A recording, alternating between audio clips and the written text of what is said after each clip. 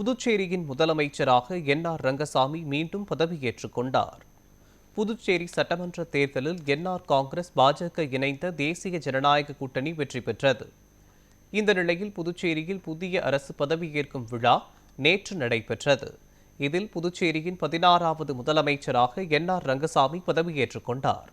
அவர் புதுச்சேரியின் முதலமைச்சராக பதவியேற்பது இது 5வது முறை என்பது குறிப்பிடத்தக்கது.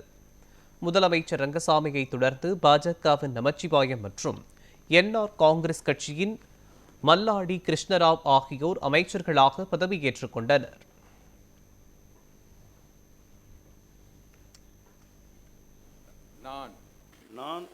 நான் ரங்கசாமி கடவுளின் பெயரால் உறுதி கூறுவதாவது, நான் சட்டப்படி ஏற்படுத்தப்பட்ட இந்திய அரசியலமைப்பின் பேரில் உண்மையான நம்பிக்கையும் மற்றுதையும் கொண்டிருப்பேன். இந்தியாவின் இறையாண்மையையும் ஒருமைப்பாட்டையும் பேணி போற்றுவேன். இந்திய ஒன்றியத்தின் புதுச்சேரி ஆட்சி பரப்பின் முதல் அமைச்சர் என்ற வகையில் என்னுடைய கடமைகளை உண்மையாகவும் மனச்சான்றின்படியும் ஆற்றுவேன். அரசியலமைப்பிற்கும் சட்டத்திற்கும் இணங்க எத்திருத்தவருக்கும் அச்சமோ அணுக்கமோ இன்றியும் விருப்போ வெறுப்போ